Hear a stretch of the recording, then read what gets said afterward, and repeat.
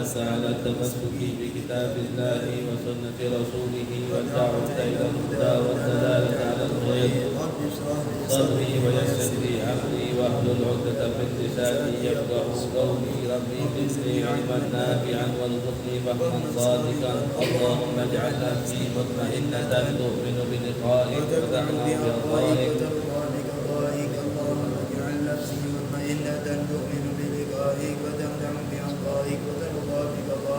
اللهم اجعل نفسي مطمئنة تؤمن بلقائك وتقنع بأرضائك وترضى بقضائك صلى الله على سيدنا محمد الحمد لله رب العالمين بسم الله الرحمن الرحيم الحمد لله رب العالمين والصلاة والسلام على سيدنا محمد خاتم النبيين وعلى آله وصحبه أجمعين اللهم علمنا ما ينفعنا وانفعنا بما علمتنا وارزقنا علما وعملا وفقها في الدين آمين يا رب العالمين. Alhamdulillah, bersyukur kepada Allah Subhanahu wa taala yang telah memberikan kita nikmat kita bisa bersama berkumpul lagi di tempat yang insyaallah diridhai oleh Allah Subhanahu wa taala, di tempat yang insyaallah bercucuran daripada rahmatnya Allah Subhanahu wa taala. Karena tidak lain berkumpulnya kita di tempat ini melainkan hanya untuk meraih daripada ridhonya Allah Subhanahu wa taala. Meneruskan daripada pelajaran kita di dalam kitab Minhajul Abidin, yang mana minggu lalu kita sudah membahas daripada rintangan yang empat yang datangnya itu ketika kita ingin atau ketika kita sedang beribadah kepada Allah Subhanahu wa taala, yang mana itu termasuk adalah rezeki, kekhawatiran, musibah ataupun kesusahan, dan juga macam-macam daripada godok daripada Allah Subhanahu wa taala, yang mana juga kita sudah pelajari untuk menepis ataupun menjauhi daripada permasalahan tersebut. Tentunya yang pertama dengan tawakal kepada Allah Subhanahu wa taala, at-tafwid ilaih, menyerahkan segala urusan kita kepada Allah Subhanahu wa taala, as-sabri inda nuzuli syada'id, kita sabar akan sesuatu hal yang menimpa kita, war ridha inda nuzulil qada, dan kita ridha apapun qada yang diturunkan oleh Allah Subhanahu wa taala kepada kita. Ketika kita sudah mampu melewati daripada rintangan-rintangan tersebut dan kita sudah menjalankan kembali rutinitas ibadah kita kepada Allah Subhanahu wa taala, maka ketika kita lagi giat-giatnya, sungguh-sungguhnya beribadah kepada Allah, maka datanglah rasa malas, rasa lelah, rasa malai,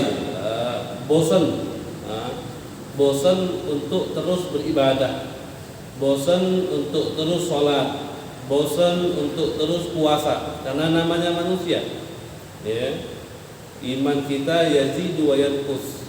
Namanya iman itu terkadang nambah, terkadang turun, ya. Jadi mungkin bulan ini kita giat ibadahnya, mungkin bulan depan lebih turun lagi, atau bulan depan lebih giat lagi. Ya, namanya iman seseorang, ya, berkurang bisa bertambah. Nah, dikarenakan imannya kita ini berkurang dan juga kadang bertambah, maka di situ perlu ada satu rasa yang bisa menyemangati kita, yang bisa mendorong kita agar kita terus semangat di dalam beribadah kepada Allah Subhanahu wa taala. Nah, di sini sampai di sini Imam Ghazali beliau mengatakan ketika ada rasa malas atau rasa bosan dalam beribadah, maka ada dua hal yang mana dua hal ini bisa membantu kita, menyemangati kita untuk kembali beribadah kepada Allah Subhanahu wa taala. Maka sampai di situ kan pelajaran kita kemarin, maka di situ Imam Ghazali katakan dua hal yang bisa menyemangati kita untuk beribadah, yaitu ar-raja wal khauf, rasa harap kita kepada Allah, dan rasa takut kita kepada Allah Subhanahu wa taala. Maka ketika kita sedang sumpek atau malas atau bosan beribadah, kita ingat harapan kita kepada Allah Subhanahu wa taala. Kita ingat bahwasannya Allah Subhanahu wa taala pernah katakan innallaha la yudayyi'u ajra man ahsana amalah. Allah itu enggak pernah nyia-nyiakan pahala orang yang melakukan amalnya dengan baik.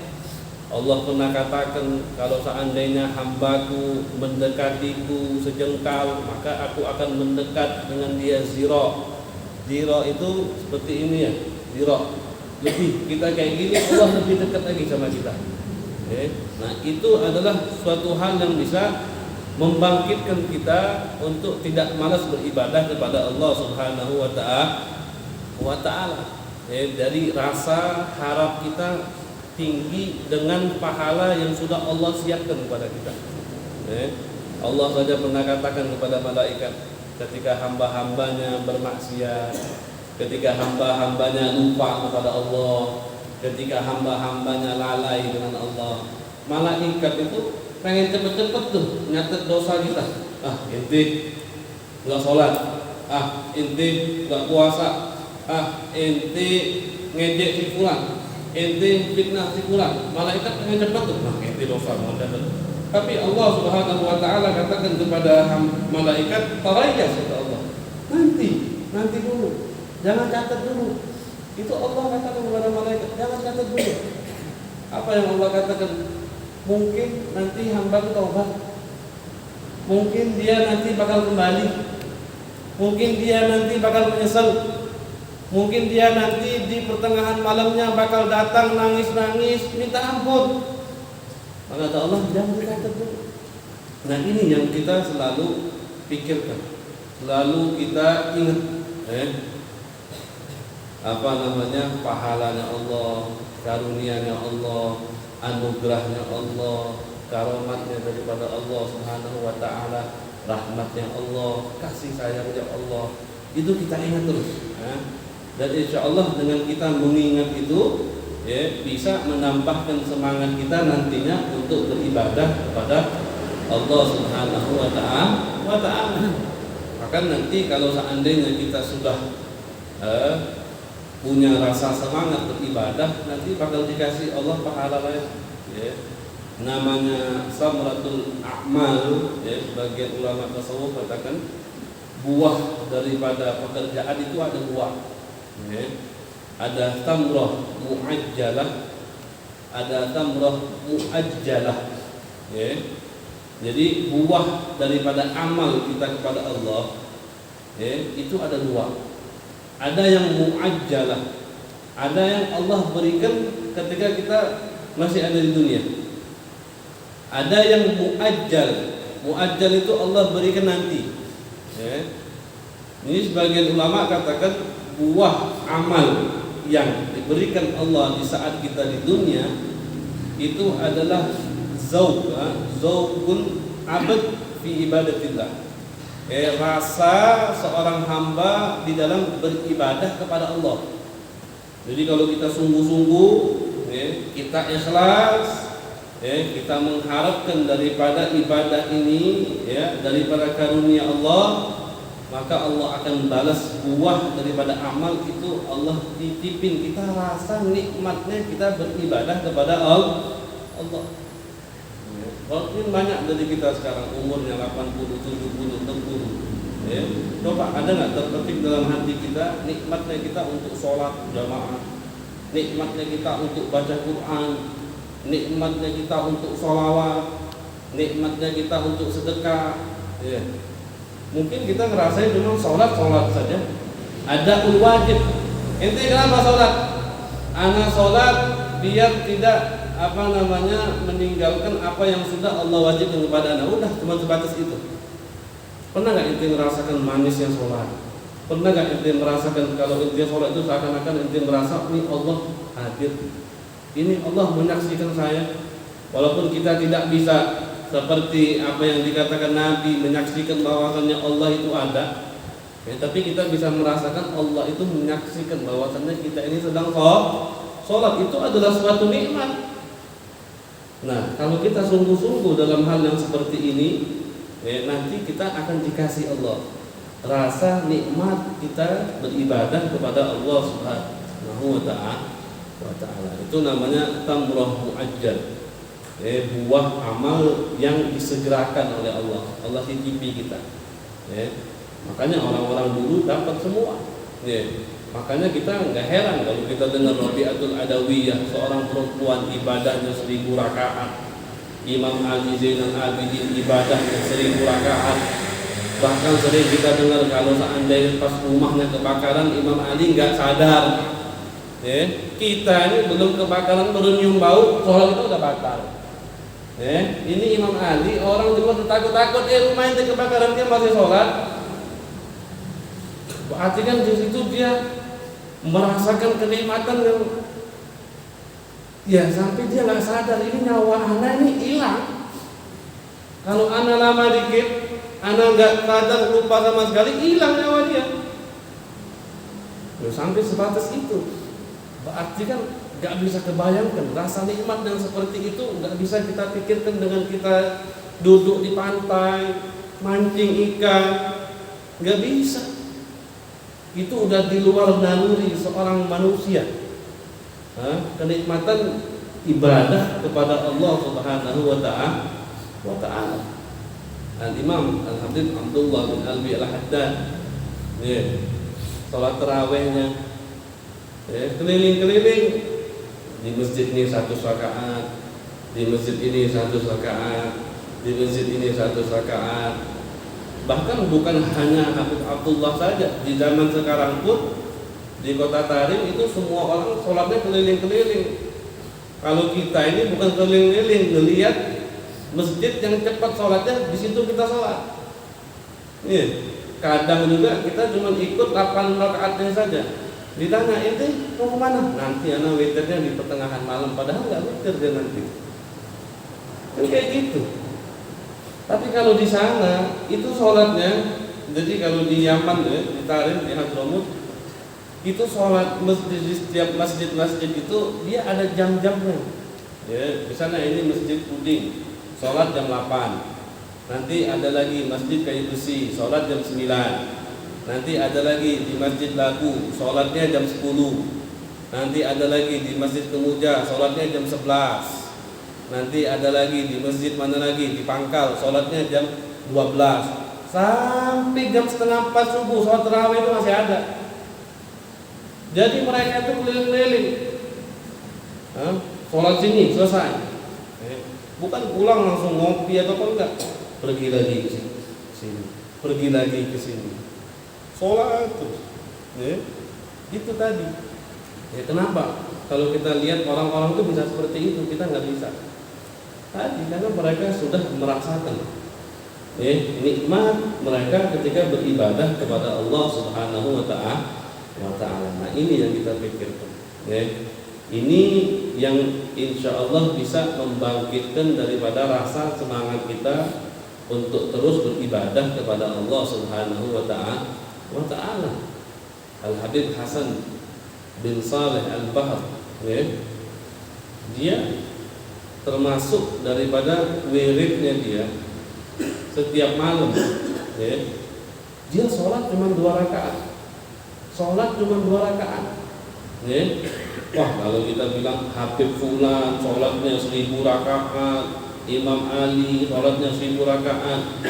Ini Habib Hasan bin Shalih Al-Bahar ini sholatnya setiap malam cuma 2 rakaat sedikit. 2 rakaat cuma. Kita kalau dibanding sholat sunnah kita lebih dari itu. Tapi rakaat pertama itu dia baca Quran 1 kali khatam. Ya, 2 rakaat dia sholat cuma. Tapi rakaat pertama dia baca Quran 1 kali khatam. Dari 1 sampai 30 khatam. Rakaat pertama. Rakaat kedua dia baca 60.000 daripada suratul Ikhlas. 60.000 daripada suratul Ikhlas. 2 rakaat cuma. Tapi 2 rakaatnya beliau, ya, kita aja kalau bukan sholat nggak sanggup ya, baca Quran 1 kali khatam. Ya. Mungkin berapa banyak Quran di rumah kita yang berdebu semua itu, jarang dipegang, jarang dielus. Ya. Lebih sayang sama mobil, lebih sayang sama motor. Anak nyiram sawit sajalah. Lihat cabai sajalah. Ya. Qurannya mana? Itu tadi. Beliau seperti itu. Dalam keadaan sholatnya 1 rakaat Quran khatam, rakaat kedua 60.000 kali suratul Ikhlas dia baca. Dia punya anak namanya Abdullah. Anaknya ngomong. Kata anaknya, abahku pernah pada suatu malam, Habib Hasan ini sakit, ya, sakit. Sakitnya ini udah sakitnya parah, dia ngomong. Demamnya itu udah tinggi. Dan aku yakin, kata dia, kata anaknya ini Abdullah, pada malam itu abahku gak mungkin sholat. Aku yakin sekali abahku gak mungkin sholat. Karena untuk diri saja bapaknya gak sanggup, apalagi dia untuk sholat ngatamin Quran dan baca surat Ikhlas 60.000 kali, gak mungkin sanggup ya Allah. Tapi pas waktu jamnya Habib Hasan ini untuk sholat, ya, dengan tubuh yang demamnya tinggi, yang ketika dia untuk hal-hal yang biasa saja dia diri aja nggak bisa. Tapi ketika waktu dia sholat, dia duduk, habis dia duduk, kata anaknya, dia tepuk dia punya paha, sambil dia mengatakan, wahai jiwa yang jelek, yang busuk, ente nggak bisa ngelarang anak mau sholat, nggak bisa. Ente nggak bisa ngelarang anak untuk menghadap Allah. Ente nggak bisa melarang anak untuk wirid dengan Allah. Dan pada saat itu kata anaknya, dalam keadaan sakit yang begitu tinggi, itu Habib Hasan berdiri, ya, dia tetap sholat, dia khatam Al-Quran, dia baca 60.000 kali suratul Ikhlas. Setelah selesai sholat, jatuh lagi, sakit lagi dah, nggak bisa diri. Ya. Dia bisa dirinya hanya untuk sholat. Mungkin itu renungan, ya, renungan untuk diri kita ini, ya, renungan untuk diri kita, dan mungkin itu juga penyemangat, ya, untuk diri kita lebih giat lagi beribadah kepada Allah Subhanahu wa Ta'ala. Ya, jadi rojak harapan, dan rojak ini lebih besar dikaitkan kepada orang-orang yang sudah tua, ya, orang-orang yang sudah tua, yang sudah 50 tahun ke atas, ya, itu dia lebih diperbanyak untuk roja, berharap kepada Allah, ya, karena namanya orang tua itu syahwatnya, nafsunya untuk maksiat berkurang, ya. Jarang kan kita melihat orang tua di jalan ngopi sampai jam 12, jam 1 jalan, jam 9 udah tidur, ya. Jam 10 udah istirahat, namanya orang tua itu, ya. Makanya lebih banyak dia berharap kepada Allah. doa, zikir, wirid, dan yang lainnya. Nah, satu lagi ada namanya khauf. Ya, khauf itu rasa takut kita kepada Allah. Ya, yang pertama, harapan kita akan pahala kebesaran karunia Allah. Yang kedua, rasa takut kita akan perihnya daripada azab Allah Subhanahu wa taala. Betul kalau seandainya kita katakan Allah itu Maha Penyayang, Allah Maha Kasih, Allah lebih sayang daripada kita, kepada kita melebihi kasih sayangnya seorang ibu kepada anaknya, betul. Tapi kita jangan lupa Allah pernah katakan innallaha shadiqul iqab, innallaha shadiqul adab. Salah satu nama Allah Jabbar, Qahhar. Ya, walaupun Allah penyayang, Allah juga cepat untuk beri kita siksaan. Allah siapkan jahanam, Allah siapkan wail, Allah siapkan azab kubur. Semuanya untuk siapa? Untuk orang-orang yang tidak mengindahkan daripada perintah-perintah Allah Subhanahu wa taala. Ya, jadi dua ini, ya, dua hal ini, ya, ketika kita merasa bosan beribadah, ya, kalau kita ingat dua hal ini, insya Allah bisa menyemangati kita di dalam beribadah kepada Allah Subhanahu wa taala. Harapan dan rasa takut kita kepada Allah. Dan juga, ya, sebagian ulama termasuk Imam Ghazali di dalam kitab lainnya menambahkan cara yang ketiga. Kalau ini kan, kalau kita bosan ibadah, di kitab ini Imam Ghazali katakan dua caranya agar semangat, rasa harap kepada Allah dan rasa takut. Ya. Di sini ada sebagian ulama lagi menambahkan yang ketiga, cara yang ketiga. Bahkan mereka katakan yang ketiga ini lebih hebat. Yang ketiga ini lebih hebat daripada roja, lebih hebat daripada khauf. Apa itu? Mereka katakan yang ketiga itu adalah al-hub wasyauq, rasa cinta, rasa rindu. Rasa cinta, rasa rindu. Ketika kita merasa cinta, merasa rindu, kita rindu pengen ketemu Allah, kita rindu nanti di hari kiamat kelak kita ini pengen termasuk orang-orang yang bisa melihat Allah. Kita rindu, kita pengen termasuk orang-orang yang mendapatkan daripada nikmat-nikmat Allah yang begitu besar. Rasa-rasa yang seperti itu lebih besar daripada rojak dan khauf kata sebagian ulama. Kita rindu nanti di akhirat kita pengen berjumpa dengan Nabi Muhammad. Kita pengen duduk sama Nabi Muhammad. Kita rindu nanti ketika kita di surga kelak, yang akan memberikan daripada telaga Al-Kautsar itu Nabi Muhammad. Telaga Al-Kautsar itu enggak indah. Telaga Al-Kautsar itu biasa saja. Yang bikin indah telaga Kautsar itu karena yang menyuapi kita itu adalah Nabi. Itu yang bikin indah.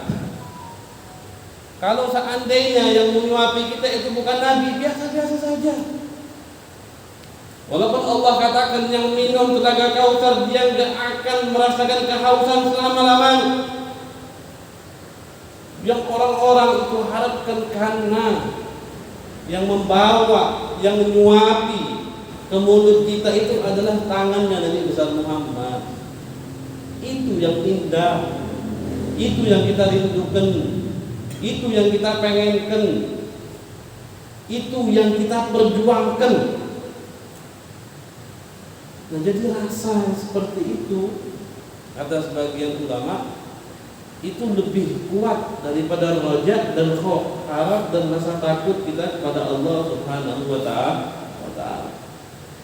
Jadi coba kita praktekkan. Ketika kita merasa malas, bosan beribadah, kita praktekkan. Kita unggah hati kita ini, rasa cinta kita, rasa rindu kita kepada Allah. rasa rindu kita kepada Nabi besar Muhammad sallallahu alaihi wasallam. Nabi katakan inna aulakum bi yaumil qiyamah ahasinukum akhlaqa.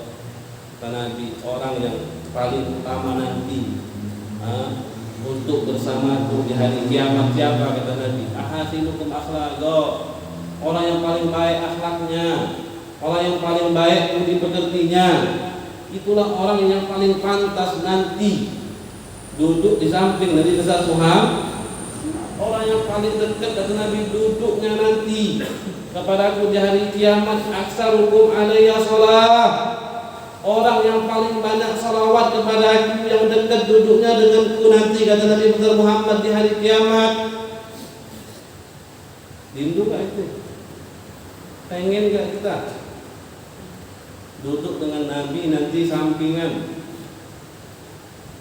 Mungkin kita bisa canda tawa dengan Nabi. Mungkin kita bisa lihat dengan kepala mata kita sendiri bagaimana senyumannya Nabi.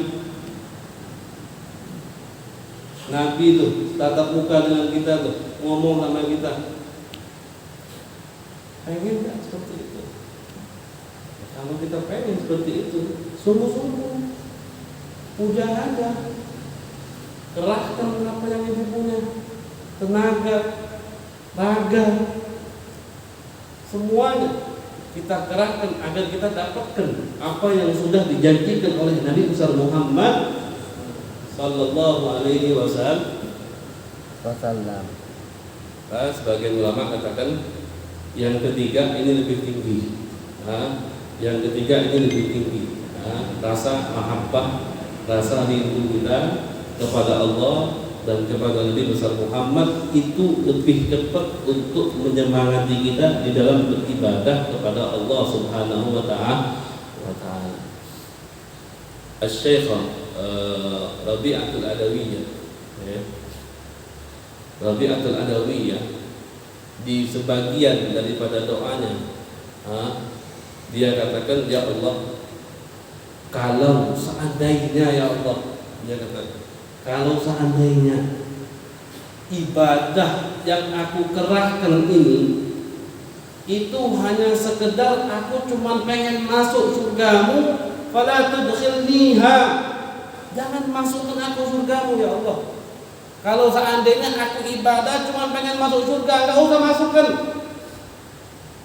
Dan kalau seandainya tujuan aku ibadah ini agar aku dijauhkan dari api neraka, masukkan aku ke api neraka ya Allah. Rabi'atul Adawi, ketika dia katakan doa seperti itu, orang-orang sufi yang hidup di zamannya itu mencela, memaki daripada Rabi'atul Adawiyah. Beliau katakan, hati-hati Rabi'ah dengan doamu. Nabi saja minta surga, Nabi saja minta dijauhkan dari neraka. Tapi apa kata Rabi'atul Adawiyah? Aku ini bukan orang yang enggak mengharap surga, bukan, aku mengharap surga. Aku ini bukan orang yang enggak takut neraka, aku takut neraka. Tapi aku pengen beribadah kepada Allah bukan dikarenakan aku takut dengan neraka dan aku pengen masuk surga. Aku beribadah kepada Allah karena Allah berhak min an tu'bad. Allah berhak untuk aku sembah. Disitulah aku beribadah bukan dikarenakan surga dan neraka, tapi dikarenakan Allah memang berhak untuk aku sembah. Ini makanya sebagian ulama tauhid katakan ini khulusut tauhid. Tauhid yang paling murni itu seperti ini.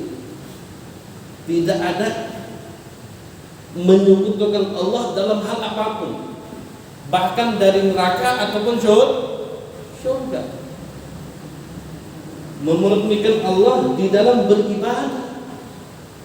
Makanya Rabi'atul Adawiyah tanya balik sama mereka.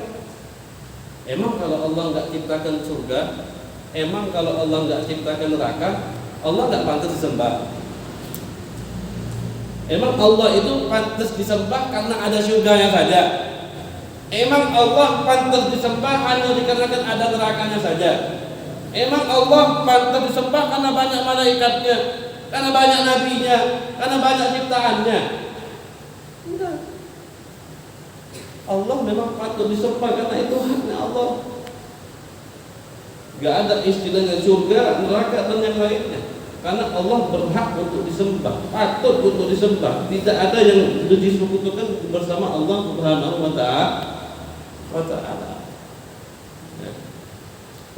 Insya Allah kita semua mendapatkan daripada apa yang dialami oleh wali-walinya Allah Subhanahu wa Ta'ala.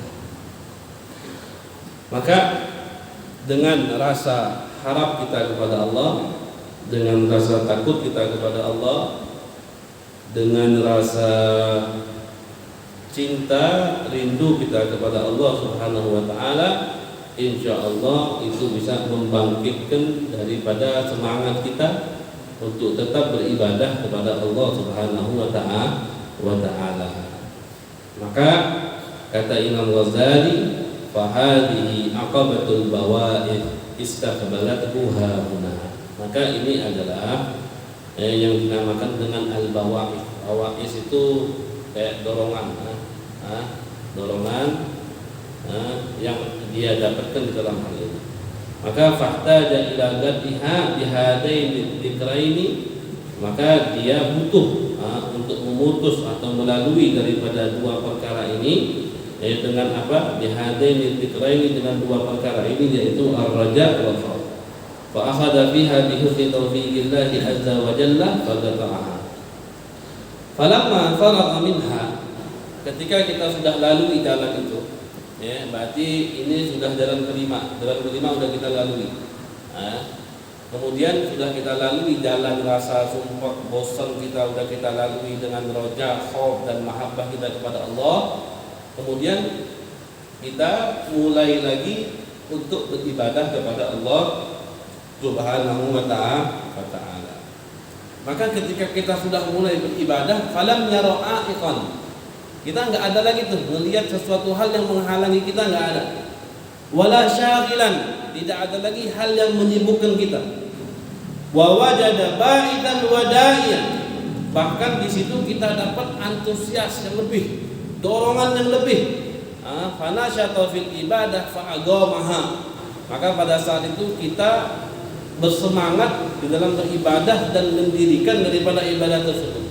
Wa anagaha bitamami syauqi wal gharbati fa'adamaha, di dalam beribadah kita penuh dengan gairah kita, keinginan yang kuat, maka kita teruskan ibadah tersebut. Nah, ketika kita sudah semangat, sudah terus beribadah, fanadhara fa idza tabdu li hadhihi al-ibadati allati ihtamala fiha kull dhalika afatani azimatan. Maka ketika kita sudah rasa semangat dalam beribadah, maka ternyata di dalam hal itu ihtamal fiha, kita terjangkit atau dimasukkan dalam itu ada dua perkara yang begitu besar. Apa itu perkara yang begitu besar? Ar-riya wal ujub. Ar-riya wal ujubu. Ujub itu ujub di taskinil jim, bacanya bukan ujub tapi ujub, ujubu. Gimana ya? Ujub. Tapi jimnya itu bukannya dhammah. Bukan ujub, bukan, tapi ujubu. Bi taskinil jim. Jadi ketika kita sudah semangat ibadah, sudah merasa tidak ada yang menghalangi kita, tahu-tahu di tengah-tengah semangat kita ibadah itu kita dimasuki oleh dua rasa, yang urusannya dengan hati itu adalah rasa riya dan rasa ujub tadi. Riya, riya itu secara lughah adalah suatu perbuatan yang kita lakukan perbuatan tersebut ingin dilihat orang. Kan karena riya itu minal mura'ah, minal ru'yah. Kita harapkan di dalam perbuatan tersebut orang lihat. Itu secara lughah. Tapi riya secara istilah atau secara syar'an itu qasdul fi'il, kita melakukan pekerjaan itu li ghairillah, tujuan kita selain Allah. fil amal au bil amal. Di dalam mengerjakan atau ketika awal mengerjakan. Nah, maksud fil amal ataupun bil amal ini sebagian ulama katakan riya itu ada dua. Riya itu ada dua. Riya itu ada kita mulai dari melakukan nih. Anak sholat nih. Tujuan anak sholat mulai dari awal itu bukan dikarenakan Allah. Tujuan anak sholat memang dari awal itu pengen dilihat orang, pengen dikatakan anak sholat, pengen dikatakan anak ini orang ahli taat, atau anak pengen selamat seperti orang-orang munafik dahulu. Mereka cuma pengen dikatakan Islam secara secara zahir saja. Nah, itu dari mulai permulaan dia melakukan hal itu tujuannya bukan dikarenakan Allah. Nah, itu bil amal. Nah, itu namanya riya atau ada kata lain nifaq, munafik. Orang itu munafik. Makanya lawan katanya iman. Ada juga riya. Riya yang kita lakukan, kita ini ketika datang ke masjid, sholat, tujuan kita itu memang ibadah kepada Allah. Memang pengen ibadah. Tapi tahu-tahu ketika kita mulai sholat, sudah takbiratul ihram, ada orang masuk, lama. Nah, situ mulai ada timbul rasa pekerjaan itu kita pengen dipuji. Pekerjaan itu pengen dilihat orang. Nah, itu namanya riya juga. Tapi itu riya diddul ikhlas, kebalikan daripada ikhlas. Nah, riya yang seperti ini yang kita bakal hadapi nanti. Ketika kita sudah mulai beribadah, tahu-tahu nanti timbul rasa riya. Pekerjaan kita itu pengen dilihat orang. Kita pengen diakui, oh anak nih orangnya ahli ibadah. Oh anak nih puasanya seperti ini. Oh anak nih sholatnya seperti ini. Oh anak ini datang ke masjid yang pertama kali. Anak kalau di masjid duduknya lama. Anak kalau di masjid gak pulang tapi anak baca Quran dulu. Nah, ketika kita baca pengen melihat orang, nah itu riya. Nah, dan itu yang kita hadapi ya. Dan memang itu nyata. Memang itu realita yang terjadi di diri kita masing-masing sekarang ini. Maka rasa-rasa yang seperti ini dalam beribadah kepada Allah harus kita hilangkan. Sebagian ulama katakan ada dua perkara kalau kita sekiranya pengen menghilangkan daripada rasa riya dalam hati. Sebagian mereka katakan salah satunya adalah dzikrut tauhid. Kita banyak-banyak berzikir kepada Allah dengan kalimat tauhid. Kita ucapkan la ilaha illallah, la ilaha illallah, la ilaha illallah, la ilaha illallah, banyak-banyak. Kemudian yang kedua, mereka katakan at-tafkir. Banyak-banyak berpikir di dalam bahwasannya tidak ada hal yang membuat kita berbahaya ataupun bermanfaat bagi kita kecuali Allah. Itu. Kita pikir karena di dalam beribadah nanti kalau kita pengen dilihat orang, kita pikir coba, kalau mereka lihat kita apa sih manfaatnya? Kalau mereka lihat kita apa sih bahayanya?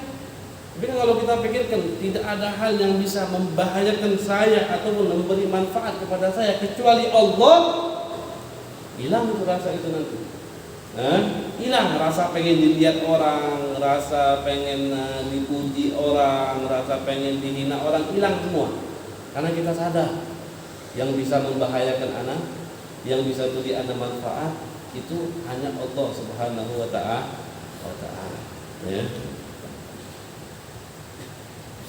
Maka di sini disebutkan wahuma ar-riya'u wal ujbu. Rasa itu adalah rasa riya dan rasa ujub. Taratan yura'i bi ta'atihi an-nasa fayufsiduha. Maka terkadang dia ingin dilihat ketaatan dia itu oleh siapa? Oleh manusia. Fayufsiduha, maka amal taatnya itu hancur, hilang. Karena tujuan kita bukan Allah sudah. Kalau kita udah pengen dilihat udah hilang amalnya. Karena tujuan kita nanti bukan Allah. Wa ukhra yamtani an dzalik wa yulumu nafsahu fiha. Dan yang lain kita mencegah daripada hal tersebut dan kita mencaci diri kita sendiri. faya'dibu bi nafsihi.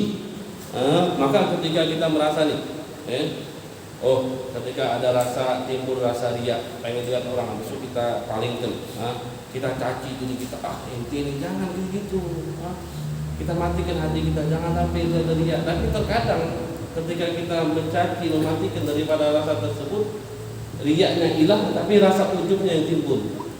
Rasa ujub itu kita itu menganggap taat, rasa amal kita itu besar. Tapi kita nisbatkan amal yang besar itu kepada diri kita, bukan kepada Allah. Itu adalah rasa ujub. Anak sholat nih, kita bilang ini amal yang besar, sholat 20 rakaat, 1000 rakaat. Tapi kita mengatakan anak yang lakukan. Tapi kita lupa bahwasanya kita itu nggak mungkin bisa ada di sini kecuali karena karunia Allah. Itu lupa. Nah, itu adalah rasa ujub. Rasa ujub. Faya'dibu bi nafsihi fayahbitul ibadata 'alaihi wa yadlufuha wa yufsiduha. Maka dia merasa bangga dengan diri dia sendiri, fayahbitul ibadah. Maka itu menjatuhkan daripada ibadah tersebut, merusak dan menghancurkan daripada ibadah tersebut. Fastaqbalathu hahuna aqabatul qawadih. Maka yang dia lalui sekarang ini adalah aqabatul qawadih. Al-qawadih itu sesuatu hal yang cacat, jalan yang bisa membuat ibadah dia cacat. Kita udah ibadah, tahu-tahunya rusak karena apa? Riya tadi. Kita ibadah, tahu-tahunya rusak karena rasa ujub tadi. Makanya kan ada perkataan niyatul mu'min khairun min amalih. Niatnya seorang mukmin itu lebih baik daripada amalnya. Kenapa niat itu lebih baik daripada amal? Karena niat itu urusannya dalam hati, nggak ada orang yang tahu. Tapi kalau amal, sholat dikit pengen lihat orang, udah rusak, hilang amal. Tapi kalau kita niat baik, sekali kita niat baik dicatat sama Allah. Tapi kalau kita udah niat terus kita ngamalkan dan dalam amal tersebut tujuan kita bukan dikarenakan Allah, hilang, bukan dapat pahala tapi dapat dosa. Maka di sini fahtaja ila qat'iha bil ikhlas. Maka cukup untuk melalui daripada jalan tersebut dengan rasa ikhlas. Kita pengen dia, kita tepis dengan ikhlas. Ikhlas kita kepada Allah. Wa dzikril minnah. Dan kita sebut terus daripada karunia Allah. Ketika kita merasa kagum dengan diri kita sendiri, mulai itu kita ingat tuh, ya Allah, ana nggak bisa kayak gini kalau bukan taufik dari Allah. Ana nggak bisa di sini kalau bukan dikarenakan hidayah dari Allah. Ana nggak bisa di sini kecuali ana ini memang hamba yang dipilih oleh Allah. Ana nggak bisa ibadah duduk bareng di sini kecuali kasih sayang Allah. Buat apa ana bangga-bangga dengan amal ana? Allah punya malaikat itu amalnya Allah suruh rukuk dari mulainya Allah ciptakan langit sampai sekarang gak berdiri-diri. Allah suruh mereka berdiri, gak duduk-duduk. Allah punya Jibril, Mikail, Israfil, Allah punya Muhammad. Ngapain kita banggain kita itu siapa? Kita siapa? Malaikat gak ada sedikit pun daripada dosa sama sekali. Nabi Muhammad makhluk yang paling sempurna, dosa sedikit pun gak ada. Tapi beliau masih suka dipanggil Abdullah. Nabi Muhammad tuh gak suka dipanggil Rasulullah, tapi lebih suka dipanggil Abdullah. Aku lebih suka dipanggil hamba Allah. Jadi kita ingat tuh, buat apa? Buat apa anak bangga-bangga? Buat apa ana nisbatkan amal ana kepada diri ana? Nisbatkan semua amal kita bisa lakukan semua ini itu cuma dikarenakan taufik hidayah daripada Allah Subhanahu wa ta'ala. Liyaslama lahu ma ya'mal min khair. Agar apa yang dilakukan daripada kebaikan itu selamat. Ya, kalau kita ikhlas, kita hilangkan rasa ujub, jadi selamat. Apa yang kita lakukan daripada perbuatan baik itu diterima oleh Allah Subhanahu wa ta'ala. Fa'akhadha fi qat'i hadhihi al-aqabati bi idznillah subhanahu wa ta'ala bi jiddin wa ihtiyat. Maka dia mengambil di dalam melalui jalan tersebut dengan sungguh-sungguh wa tayaqquz, dan dengan apa namanya bangun ya, maksudnya itu apa namanya, hati-hati, bi husni ismatil jabbari, dengan peliharaannya Allah Subhanahu wa taala, wa ta'yidihi, dan kekuatan daripada Allah Subhanahu wa taala. Falamma faragha min hadhihi kulliha wallahu subhanahu wa ta'ala bisawab. Berhenti sini dulu, anak ada tamu, ada abah datang ke rumah mau makan. Tamam. Ada pertanyaan? Silakan. Coba Bib, orang Bib yang cara mengatasi riak tadi Bib, pengajian kita tadi Bib, lupa anak nyatat tadi Bib. Cara mengatasi riak, ya. Cara mengatasi riak itu disebutkan di dalam kitab lain itu ada dua. Kalau di dalam kitab kita kan kajian kita cara mengatasi riak itu dengan rasa ikhlas, ya. Yang pertama itu ikhlas. Yang kedua dzikrut tauhid. Nah, kita perbanyak mengucapkan kalimat tauhid. Ikhlas. Ya. Kita perbanyak ucapkan kalimat tauhid. Seperti kita sebutkan la ilaha illallah, la ilaha illallah, la ilaha illallah. Yang kedua, kita berpikir, banyak-banyak berpikir, ya. Salah satunya kita berpikir bahwasannya tidak ada, ya, yang bisa membahayakan ataupun memberi manfaat kepada kita melainkan Allah, ya. Tidak ada yang bisa membahayakan ataupun memberi manfaat kepada kita melainkan Allah. Jadi ketika kita merasa tidak ada yang bisa membahayakan ataupun memberi manfaat kepada kita nggak perlu butuh sama orang. Terkadang kita butuh sama orang apa? Karena kita merasa dia manfaat. Kenapa kita butuh dengan orang? Karena kita merasa pujiannya itu manfaat, kebaikannya itu manfaat. Tapi kalau kita manfaat dan madarat itu hanya dari Allah, udah selesai, kita nggak bakal berharap kepada manusia lagi. Itulah yang bisa menghilangkan daripada rasa riya. Kan Nabi Muhammad dalam satu hadis katakannya, hadis saya kalau salah ya, kata Nabi, kalau seandainya ada orang berkumpul semua nih, dunia ini berkumpul, semuanya pengen bunuh kita, tapi kalau kata Allah enggak. Cuman kita seorang, kita dikepung seluruh dunia, misalnya sepuding ngepung kita, pengen bunuh, Allah katakan enggak. Tapi misalnya juga sepuding nih kumpul, pengen ngasih kita manfaat, Allah katakan enggak. Kan dengan rasa itu insya Allah bisa hilang, bisa hilang rasa riya. Sama. Ada lagi?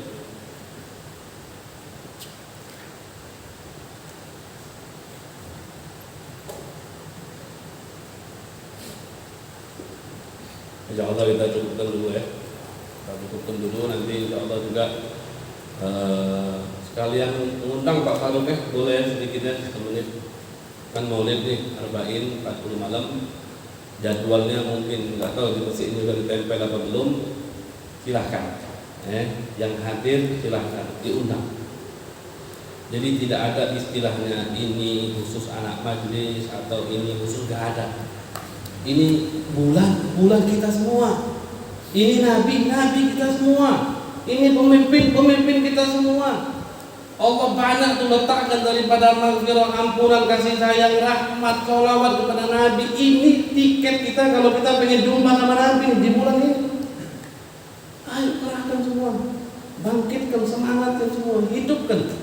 Kenalkan anak-anak kita siapa itu Nabi Muhammad. Hidupkan rumah kita dengan salawat kepada Nabi Muhammad. Ayo bareng-bareng. Kita bikin puding ini dilihat oleh Nabi. Kita bikin puding ini didatangi oleh Nabi. Kita bikin puding ini ya. Nabi katakan kepada penduduk langit, tuh lihat tuh, pengen nggak kita kayak gitu? Tuh lihat tuh, ada orang puding di situ tuh. Mereka ingat sama anak. Mereka pengen ketemu anak. Mereka ingin jumpa sama anak. Mereka nggak pernah duduk sama anak dulu, nggak pernah. Mereka nggak hidup semasa anak. Mereka pas turunnya Al-Quran nggak ada. Mereka pengen apa-apa nggak bisa langsung datang sama anak. Beda sama sahabat. Tapi lihat tuh, mereka ingat anak. Ya, insyaallah dihidupin.